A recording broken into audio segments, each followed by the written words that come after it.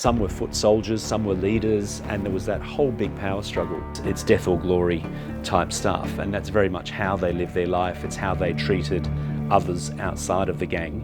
And of course that led to a lot of issues, not just with authorities, but with other rival gangs.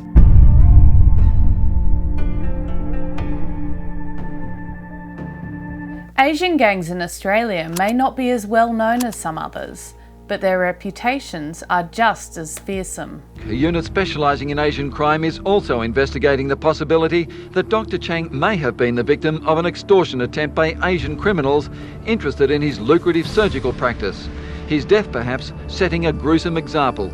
One of the most infamous is the Vietnamese gang known as 5T. Journalist Charles Miranda spent time reporting in their most active territory in southwest Sydney and joins us now. Charles, where was 5T based? They were based in Cabramatta. That was their headquarters. And their origins are actually quite fascinating. Their parents came in under the wave of Vietnamese migration in the 80s. And from that, I guess you had these youths who were caught between two cultures. They're very strict parents who didn't quite assimilate in those early days to an Australian way of life and kept very much within their own Vietnamese culture, their traditional culture. And you had these youths like that, but then also having to be very much open and going to school and having to engage with the broader community. And much like we would see with the Lebanese culture many years later, there were a lot of youths caught between two cultures who weren't sure which way to go.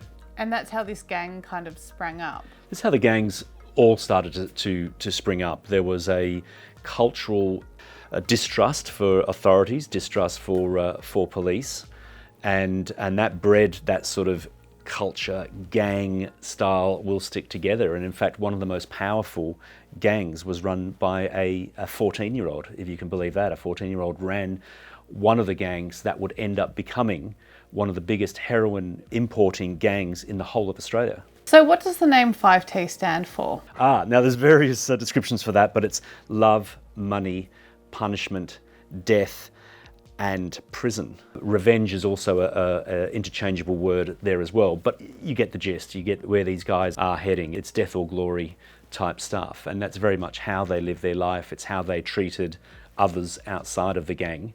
And of course that led to a lot of issues, not just with authorities, but with other rival gangs, as well as obviously the locals. So what type of crime was 5T involved with?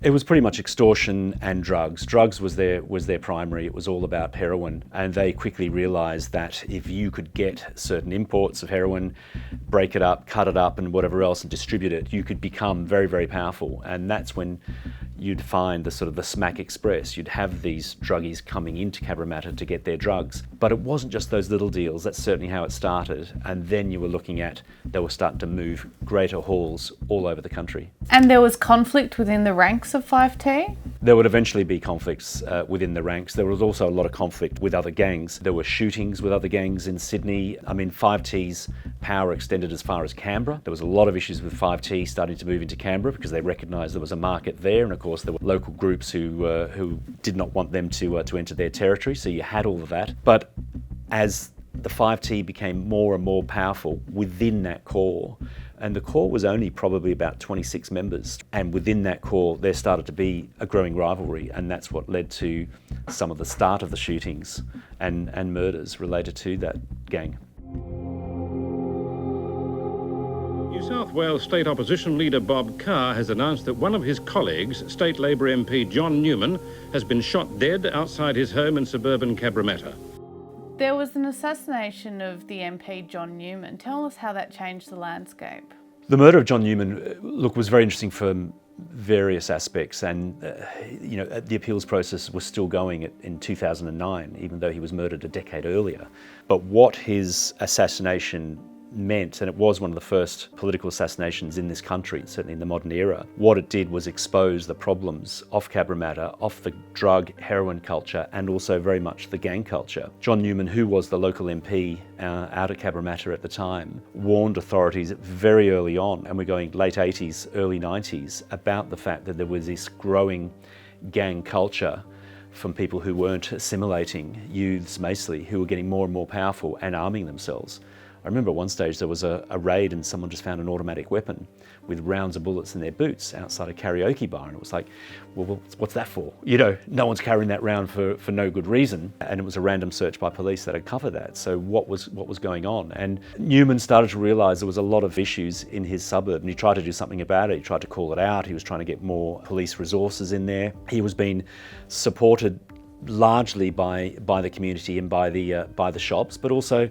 I guess, as a Caucasian, and again that cultural distrust at that time, he was almost seen as an outsider as well. And then of course he was gunned down in the driveway of his home. And was 5T involved? 5T instantly became the prime suspect. Tri Minh Tran, who was one of the leaders, and all his associates, they were all in the frame at different points of time, simply because he was constantly raising the spectre of 5T and its effect it was having more broadly, not just on Cabramatta, but Greater Sydney, New South Wales, and of course, eventually Australia. So they were and they weren't involved. We know the shooter was associated or had some associations with members of the 5T. Now he, of course, still to this day denies any involvement whatsoever with the shooting, even though he's still serving a significant life sentence. But there was certainly that association there that police were looking at in those days.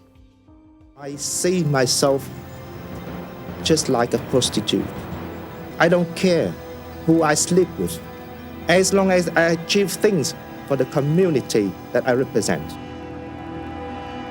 The three men stood no chance, gunned down at point-blank range as they opened the front door. One of the dead was the leader of the infamous 5T crime gang. The man had twice been acquitted of murder charges. In 1995, Tri Minh Tran was then executed himself. What do you know of his killing? Again, it was that inter-rivalry, and from that killing emerged Ro Van Lee, also known as Madonna, and he created a splinter group. And of course, then he himself was assassinated or executed by another rival gang member. At this stage, you had about 40 gangs running around. And there were everybody. There were Singaporean gangs, Malaysian, there was the Yakuza from Japan, there were Chinese, you know, the Big Circle gang, who still exists very much in Australia today, all mixed in, of course, with the Vietnamese gangs. Some were foot soldiers, some were leaders, and there was that whole big power struggle. At that stage, the bikie gangs were not as strong. They certainly weren't as strong as they are today, and they certainly weren't run, managed and distributed by Middle Eastern gangs as they are today. The Middle Eastern gangs would come in later and then start to fight the Vietnamese gangs to be their foot soldiers, and vice versa. You know, I'll be the master, you be the servant, and that caused a lot of issues. So Charles, the 5T is still active? Look, by and large, by the end of 2001, 2002, they were pretty much gone, certainly gone from southwestern Sydney, but their legacy was certainly never forgotten. And I think over that period of time that they were around and at full strength, they were responsible for up to 60 killings. So what brought them down? Inter-rivalry, I think, competition and law enforcement. I think law enforcement suddenly woke up to the fact that there is this huge cancer that's spreading within the body of society that had to be stopped immediately because it was just spreading at such a pace. And I think constant police attention, even in those days, new powers like move-on powers to simply keep society running and moving these guys on and hassling them and that sort of thing. You know, there was spontaneous search and seizure laws, so someone could ask and search you for a knife if they suspected you had a knife. Those sort of laws. In civil society, quite controversial. People sort of said, you know, civil libertarians were saying, well, where are my rights? You know, you can't just search me. But that sort of shakedown mentality and principles certainly started to turn the tide on the gangs. Then, of course, you had the Criminal Intelligence Commission, who were looking at a higher end. They were trying to look at the strata level, and let's try and get the guys at the top. The guys at the top were mostly going to be overseas, but below them there was a very core structure of gangsters in Australia. And once they started targeting them, it would filter down through. And by and large, they were quite successful.